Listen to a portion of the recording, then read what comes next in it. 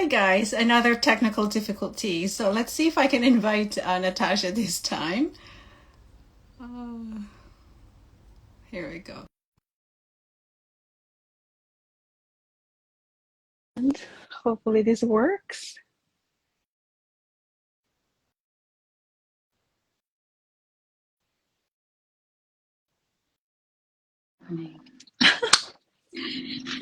Hi. This is so funny. I'm Hi. not everybody. Now, the thing is that I can't see you, but hopefully Oh you can see no! I can see you. So we're going to pretend this is a telephone conversation again, I guess, right? me. Exactly. That's what I'm going to pretend. Oh, I'm so sorry. We can't control this technical stuff, right? So finally, hello. Hi, Dee. Hi, Jorge. Hooray. All right. Hi, George. Oh, Simran, Hi, thanks for Simran. coming. Oh, thank you everyone for joining. So yeah, on my live, which was playing up, I was telling everyone that we were getting questions, right? We were getting people contacting us, asking about more questions around jealousy and insecurity from our previous live last week. So Yeah. we decided to go deeper and maybe shed light more around insecurity, right? Because we spoke a lot about jealousy. Oh, thank Can you you, hear Dee, me? for letting us know that you can hear, that you can see us both. Awesome. Yeah. Yeah. Brilliant. Can you hear me, Diana? Yes, I can hear you. Yeah. Okay. Sorry. Okay. I'm going to confirm that I hear you because I forgot that you can't see me. All right. Awesome. Yeah, I can hear you wide and clear. Brilliant. So, yeah, let's start. Are you ready? Of course I am. Yeah. Yes. So, Awesome. again, insecurity. We spoke so much about jealousy. So, Diana, what are, because they are two different things, but they can look very similar, can't they? Hmm. So, what are your thoughts around insecurity? So insecurity, I guess when we think about insecurity, there's a lot of aspects that we can look at it from where it came from, how it manifests within ourselves and our relationships, what triggers it, right? So there's a lot of aspects that we have to consider definition of insecurity. But for me, insecurity is when you start questioning your integrity and yourself and in the integrity of your relationship. And when you cannot find the answer um, within or within the relationship and with your partner, it tends to create insecurity because, as we know, human being always likes to know what we're getting into, what we're doing, what goals we have. And if we don't have those set up, we tend to question our confidence. And so the insecurity starts to surface. Yeah. Right, right. So it's a lot going on with that person, right? That individual. Yeah. What does it look like in a relationship? What kind of behaviors would you say some people might project when they're having insecurity within their relationships? So I think that the before we get into how it manifests, a Hmm. person really needs to understand the root cause of their own insecurity. Right. So understanding yourself and what kind of attachment that you have, your early childhood experiences, because sometimes when we kind of forget or push away some of the difficulties that we have experienced during childhood, we tend to react and respond based on expectations of other people, or the things that we've learned that we think is how to. But understanding your own childhood is really important, because if you have a very inconsistent caregiving, lack of emotional support, or experience rejection as a child, we tend to create this separate world in how we view relationships, how we view ourselves.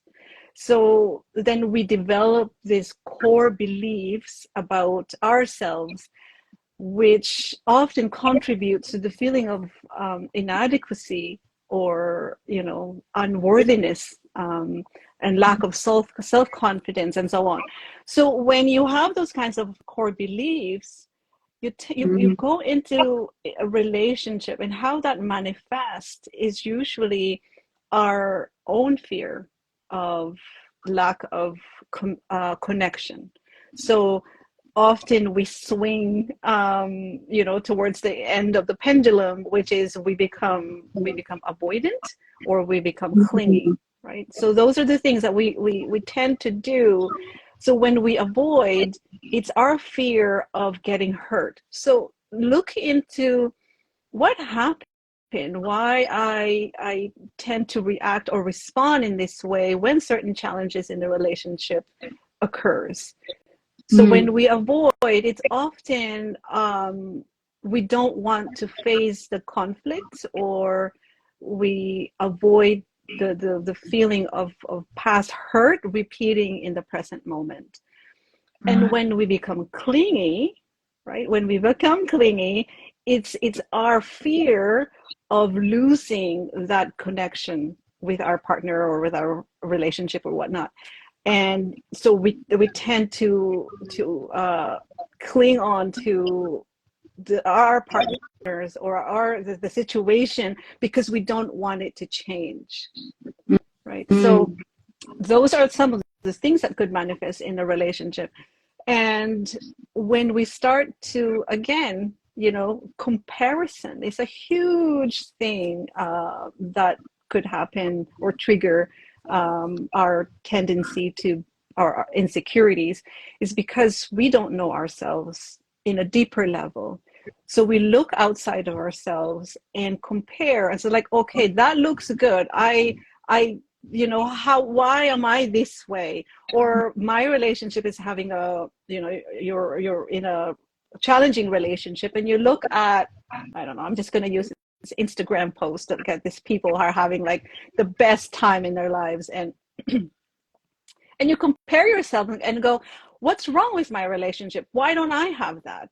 Right? Yeah. And so when you start comparing yourself, the tendency of being, the feeling of inadequate, and the insecurity could come up. And so that can be really, really challenging. Even in our achievements, when we have in a context of relationship, when we compare ourselves in the achievement of other relationships, they're traveling, they're happy, they have 2 kids, they have the white picket fence, and they have all of that, and then you're kind of like behind in those achievements, we tend to get down on ourselves and go, why I haven't gotten there yet? What's wrong with me? So you're facing all the shame and the guilt that you've learned if you pay attention. Well, this is not a judgment, but we pay attention of what our past experiences and why do we have those belief systems, then we can start to detach and work on ourselves. So sorry, I blubbered there for a little bit.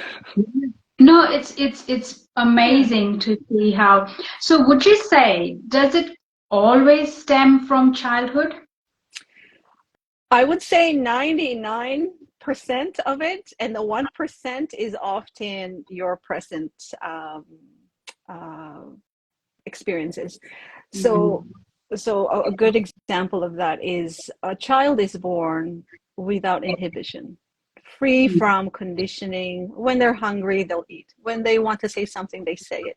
When they want to throw a tantrum, they just throw a tantrum, right? And then over time, they learn from their adults that you can't behave a certain way, right? So so these are the things that we do as human being or people, and a child then create this belief system that, oh, I can't be a certain way because I won't be accepted. I will get in trouble, or I will get, not invited to a birthday party, or my friends is gonna not gonna like me.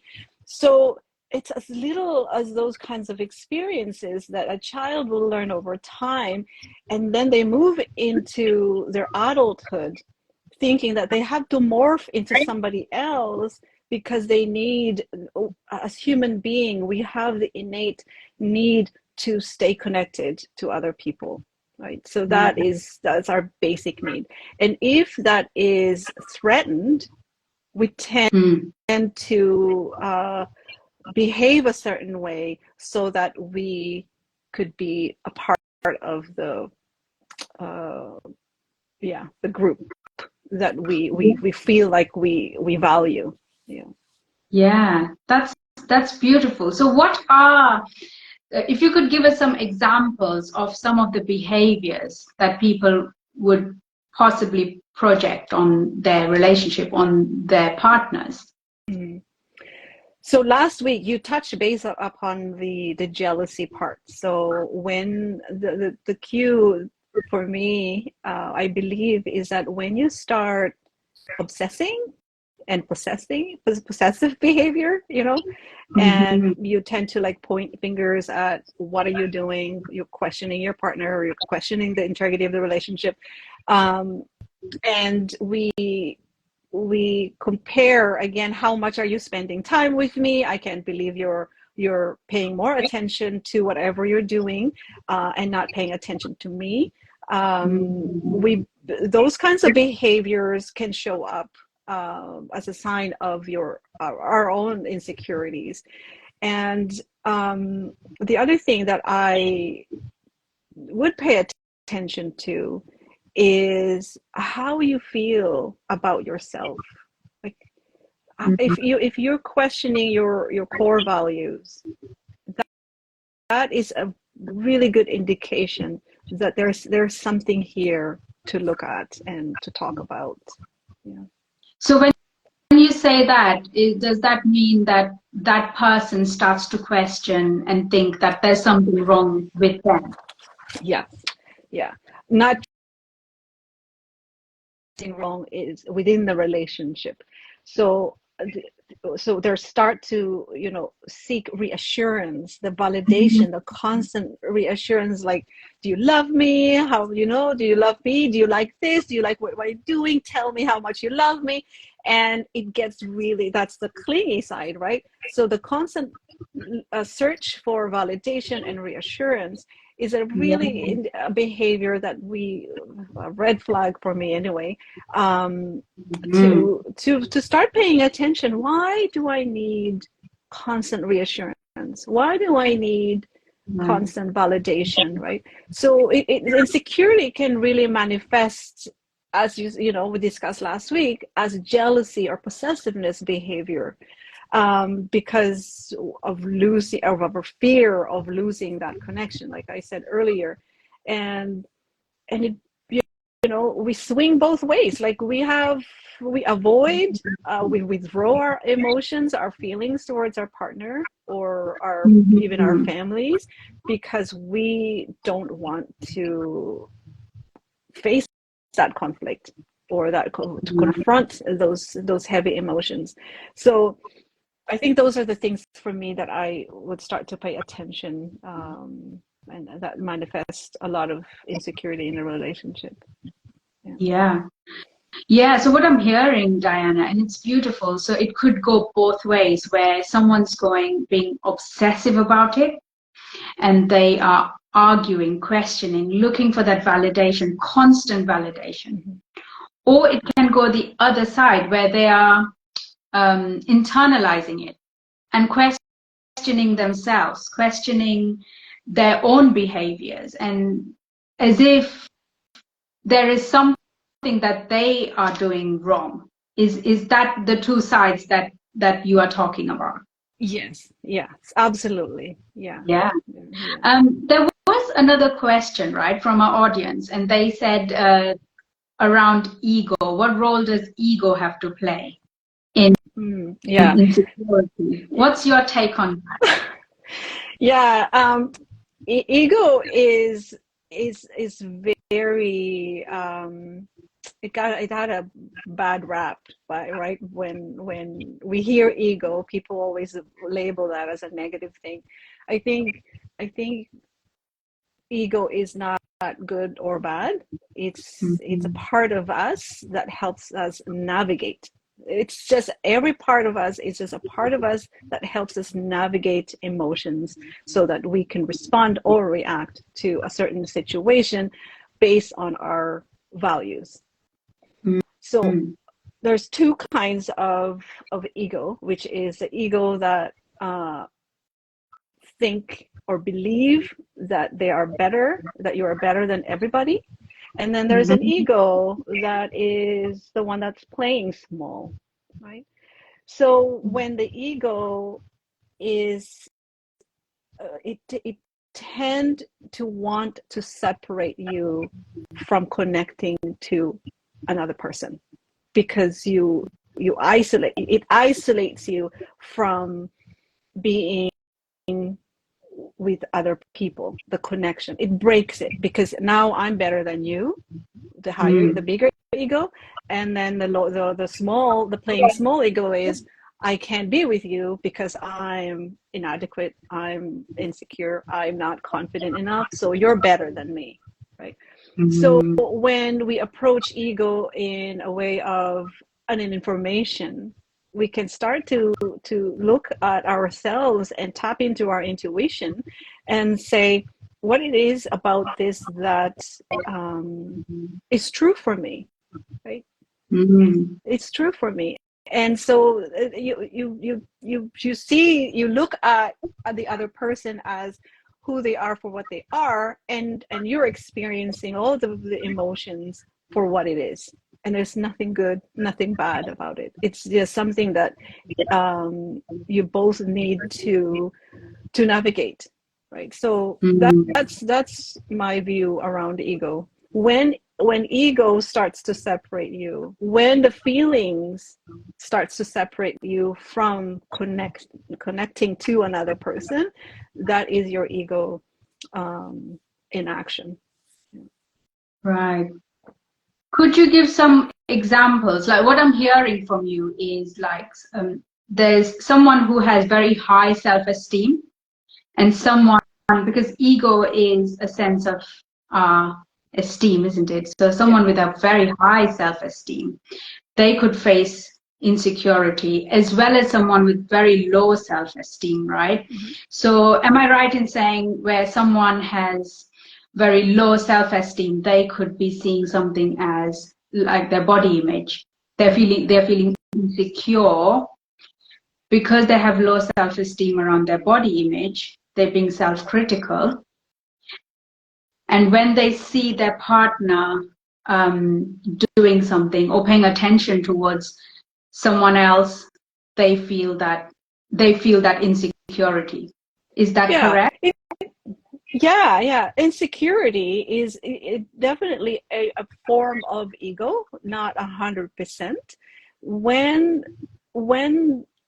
the thing is, sometimes ego can be healthy, right? If we don't let it get in the way of our happiness, if we don't let it get in the way of our productivity and our growth, it actually is a very good navigating system that you can listen to it and approach it in a way that, oh wow, my ego is telling me that now you're starting to compare yourself with your partner or whatnot, or questioning it, and detach from it and say, what do I need right now because often ego is protecting you from feeling difficult emotions. It does not want you to feel those things because it is a protective mechanism.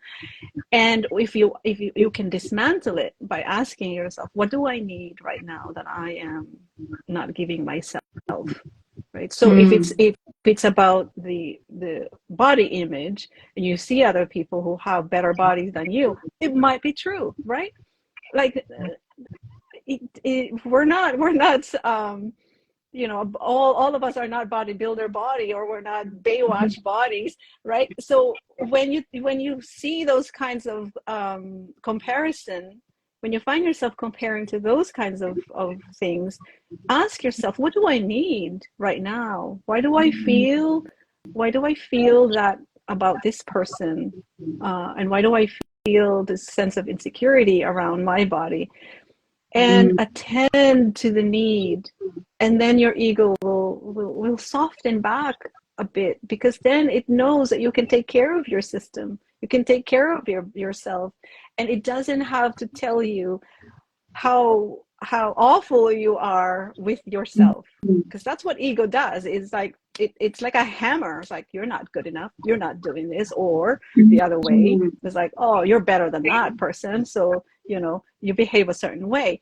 And it's often the underlying reason for that is there's a need that needs to be addressed.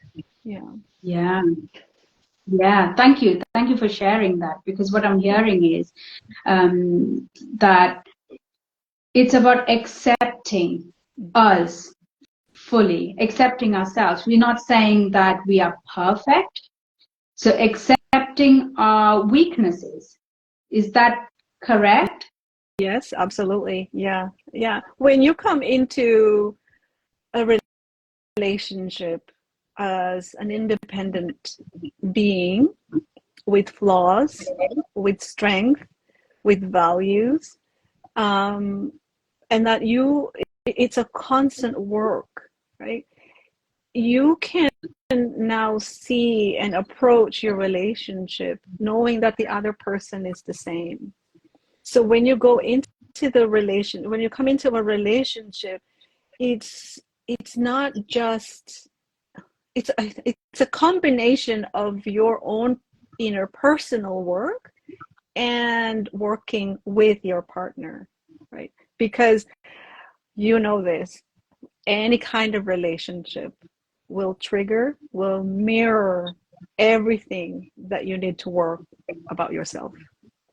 And so if we can approach relationship in that way, that these are the information that we need to work on ourselves, you can relax a little bit and do some self-reflection and introspection, which are important, and pay attention to what your needs, so that you can communicate that in a more confident way and productive way, rather than ego way or egoistic response.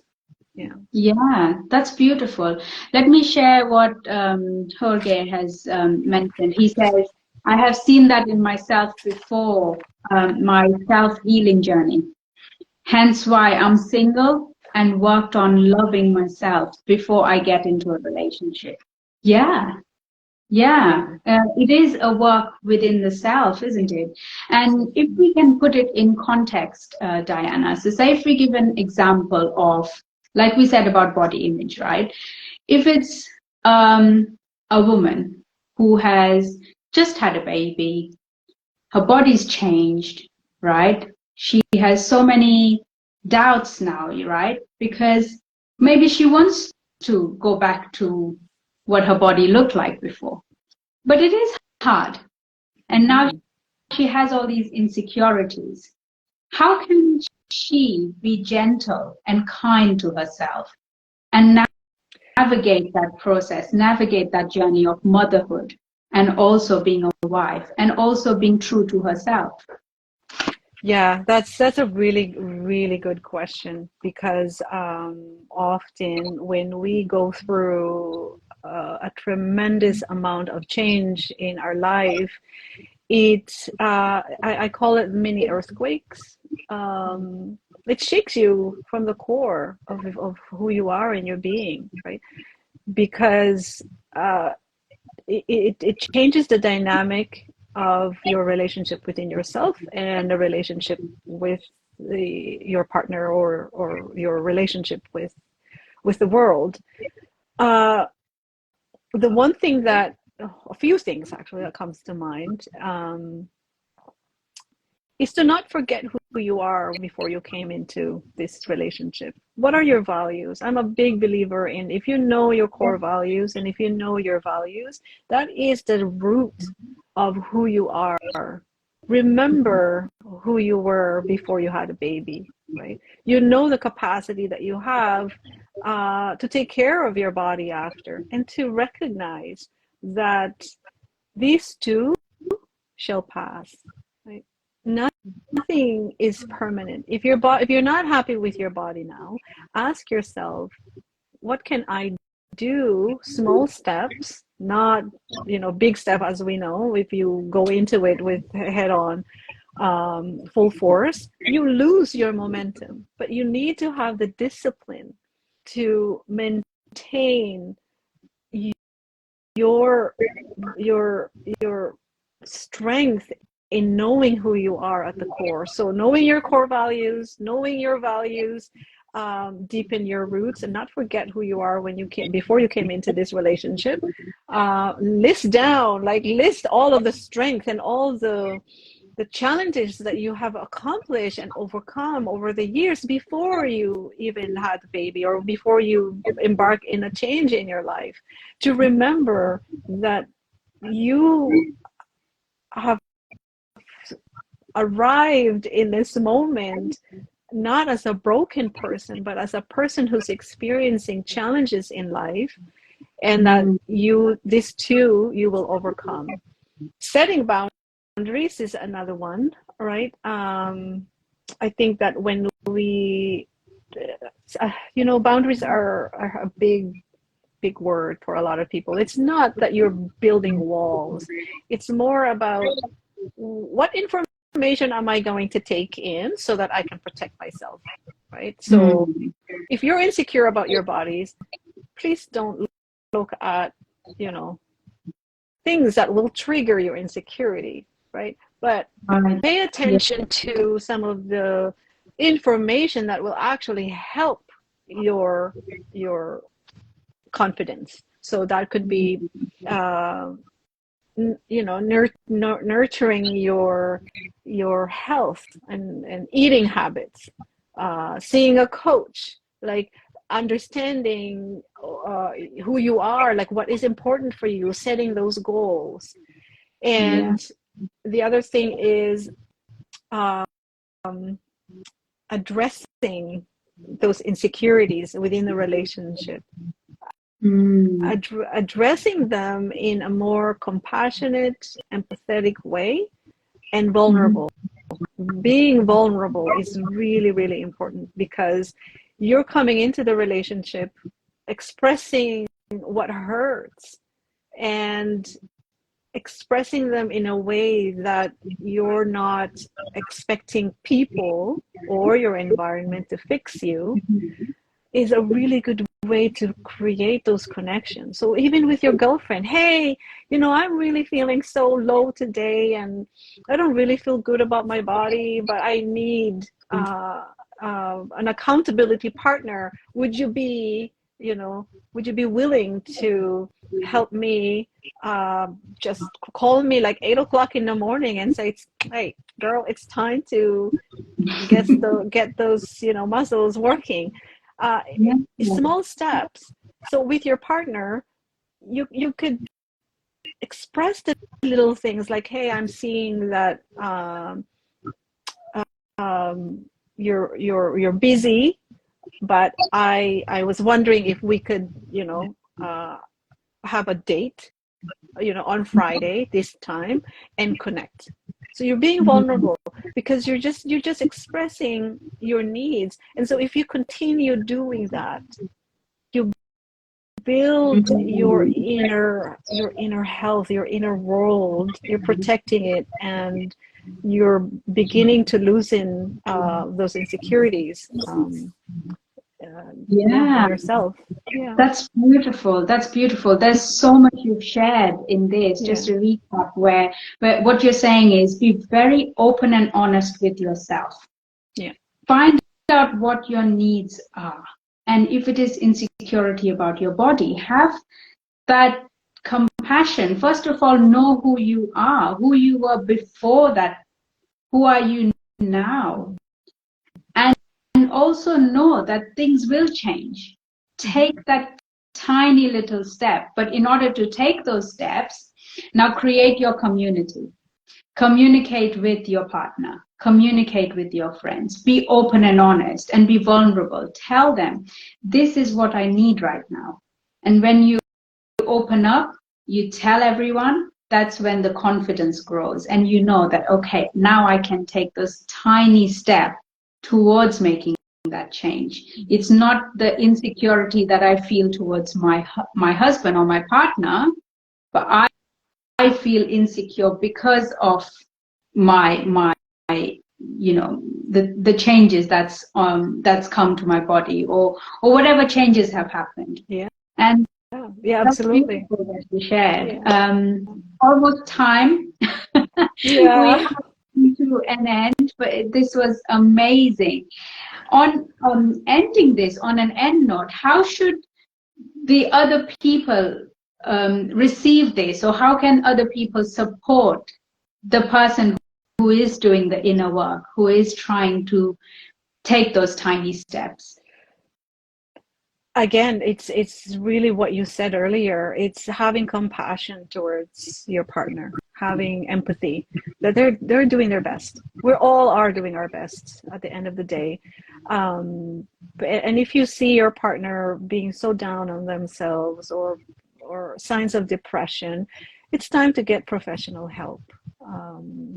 Whether it be a couples therapy, whether it be finding your own coach that you click with, therapy on yourself, to start building your confidence. Because as we know, confidence is not, it's a verb, right? You build that through working towards something. Believing that you can, that's confidence. And through that, your self-esteem will blossom, and then your self-worth, you'll remember how worthy you are of time and space and love and peace and joy, happiness, all of that, because of who you are as a person. And to remember that the heavy feelings that we feel, whether it be insecurity, lack of self-esteem, or anger or frustration, those feelings are either bad or good. They are parts of you that is just trying to communicate, to put you on alert and say, hey, I'm not feeling so good over here. So let me address why you're angry, why you're insecure. So when you start doing self-reflection, start asking yourself why and how, I think that your inner world will change. It starts from you, from within us first. Because as I said, I'm a big believer in that when you take care of your inner world, you'll be able to take care of the bigger world outside of you. Absolutely. And that's what our audience have shared as well. So thank you everyone who's joined us. It's been such an amazing chat with you, Diana. Thank you for bearing with me and having patience with all the technical issues we were having. Thank you so much. And we'll see you next week. Yeah. No, next week we are having a gathering, right? So next week we are live, but we are having our group gathering on Zoom. We will post the invite on our pages. So those who want to join our gathering, it's going to be around grief and loss. Again, it's a really important topic in this current situation where a lot of people are going through this emotion, right? So if you would love to be, or if you would like to join us, please DM us and we'll send you the Zoom link to join the gathering. All right. Oh, thank you so much, everyone. Thank you, Natasha, for your thought-provoking questions. Thank you for your input. It was so valuable. All right. Thank you. Have a lovely day. Bye. Bye.